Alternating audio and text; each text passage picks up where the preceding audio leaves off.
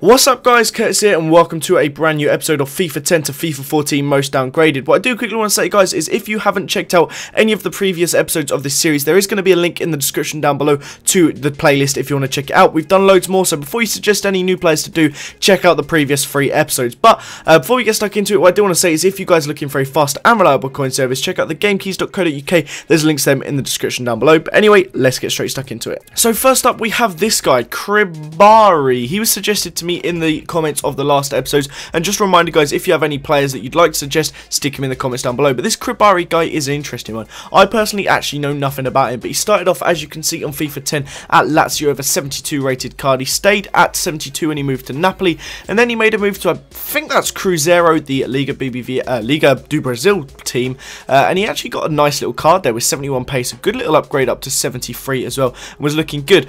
Then he made the move over to Rangers, was down to a 68, and obviously did not have a very good season at Rangers because he's now down to 55. That's a decrease of 13 in one season, which is pretty mad, and a total decrease of 18 over the few seasons. I think that is one of the highest downgraded players on the game, because other than that, I think the biggest I found is 14. Next up, we have Puyol. Now, this guy is a legend, an unbelievable defender, unbelievable centre-back, and he's kept his rating for quite a while. But as you can see, FIFA 10, he had the 91 rated card. He went down to an 87 for his FIFA 11 one, and then down to an 86. Still a very, very decent rated player, but he had his 90 rated team of the year, and that card was unbelievable. 71 pace, 82 passing, 70 dribbling, 78 defending, and 92 heading. Absolutely amazing. Then he had his 86 rated FIFA 13 card with just 55 pace, so you can see there he'd gone from 69 to 59 to 55 pace, and then this year he's gone back up to 64 pace, which I think is an interesting one and is kind of good because it makes him usable again. I find players below like 60 pace,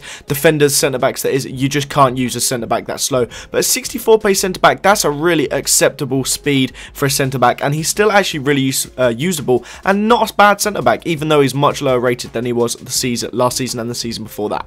Next up we have Shay Given. This guy's career is basically over, in all honesty. He started off, as you can see there, at Man City, had an 85 rated card, and it's actually a really impressive card. Great diving, great reflexes, and then his 84 rated card was pretty much the same, still exactly the same diving and reflexes, are still really good. Handling took a slight knock, and speed doesn't really matter, so he's still absolutely amazing, that 84 rated card, and a really good City goalie at the time. And then he moved on to Aston Villa. He did play a bit to start off with, but he's been getting less and less games, and obviously now he isn't the first choice goalie. It's Brad Guzan. He's the first choice one, and he has been for a couple of seasons now. So Given has obviously gone down, as you can see, and I can't see him making any more improvements, as he's just probably going to keep being not played, so he's probably going to keep going down.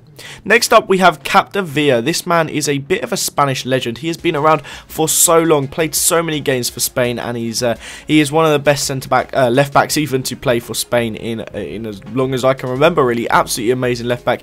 Been around the block a fair bit as well. Obviously he was Villarreal, and then he moved on to Benfica. Obviously before that he was at Deportivo, before that Villarreal time, and he had a ridiculous amount of games at Deportivo, and he's now actually back at Espanyol, the team that he really broke through with. Espanyol BNA back in the day, like late 90s was when he really made it with them, and he's obviously still getting some games now, but not obviously as many as he'd like, because he's getting on a bit. I think he's about mid-30s now, so as you can see, a decrease of 9 or 10 if you include his inform, and as like I said with the previous one, it's probably only going to go down for him. But that, guys, is the end of this episode. I hope you enjoyed this 4th episode of the biggest downgrades. Remember to leave any suggestions in the comments down below for any future ones. Subscribe to this channel if you're new around here. Have a good day, guys, and I'll see you all next time. Bye bye.